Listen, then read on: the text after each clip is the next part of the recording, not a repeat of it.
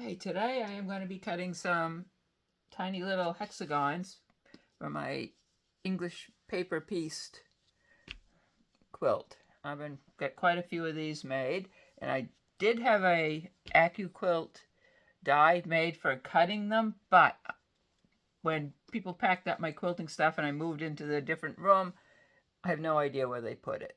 So these are some that are sewn. That one's partially sewn. This is what they look like when they're basted. They're just fingernail size.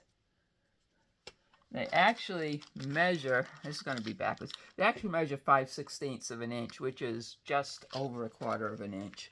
And I get the pieces already cut from paper pieces, because they're handy. So what I need to do, because I don't have my Accuquilt cutter, is cut some strips that are close to 1.25 inches wide. I need 42 pieces that are, I'm going to need 42 of this color, so I'll have to have a few strips cut of this. I probably need a new blade. There's 42 of the green color, and there's 19 of the inside color. So I'll have to cut a few strips of this. Like, it's a lot easier to use the die and cut them on the Accuquilt. I can cut like hundreds in a few minutes. What I used to do is I used to trace around this thing. Okay, I cut these wide. I used to trace around this, and I decided that is just too much work. So what I do now is I'll just cut this, then I will just go around the template and cut these more or less accurate. They don't have to be accurate because they're going on the back. I don't even know if you could say. I don't know how much close I can get without making my camera get blurry. And there, now I have a little hexagon. What I do with those then is I baste them onto the papers. Do I have anything ready to sew? No, I should have threaded a needle first. Thread. Trying to use up some old thread, because this is just basic that it's going to come out. It's the old spool of thread. And I don't know if I'm going to be able to thread a needle with these glasses. One thing I got that are really great for doing close hand work, these are 4.5 strength, and it's like wearing little magnifying glasses. It's really, really great. Okay, let's cut that fresh end on there.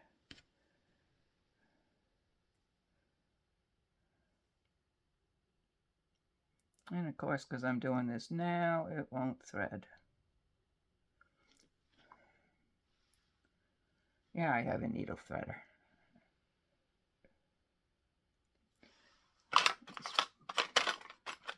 Plan B is the needle threader.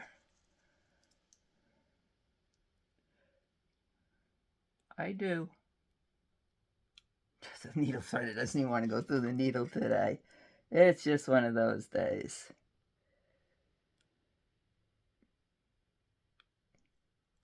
Okay, it did go through. And get the needle threaded through, find the end of the thread. So if we can get that through.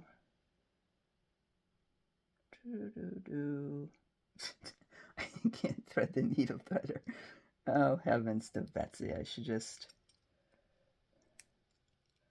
There. See if that works better.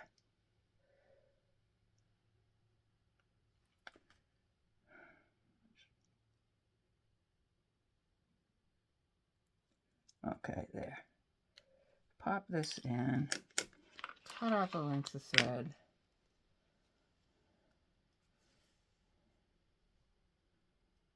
Not the thread. 1, 2, 3, 4. Okay, I don't know if how well you're gonna be able to see these, how clear they'll be, but to baste them, this one's a little bit bigger than I usually use, so I'm gonna trim this down a bit. Don't want it too big, don't want it too small, because then we'd lose our ends. Okay, I fold over the first side, and I fold over the second side. You want the wrong side of the fabric against the template, and I take a stitch going this way. Then I turn at a side, and then I bend over the next side, and again I'm going to go from right to left on these.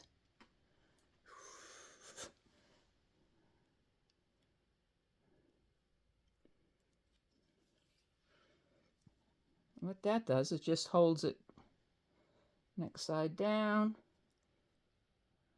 So right to left, pull the thread, and actually, so you can see better. It holds it on there really good.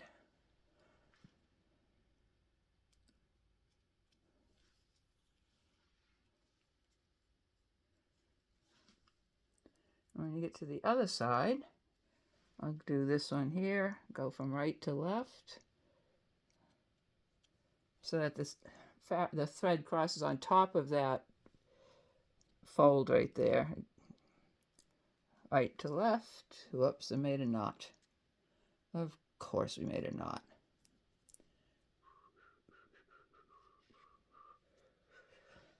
Oh, no. And it popped out good. Oops. Okay, let's get that around.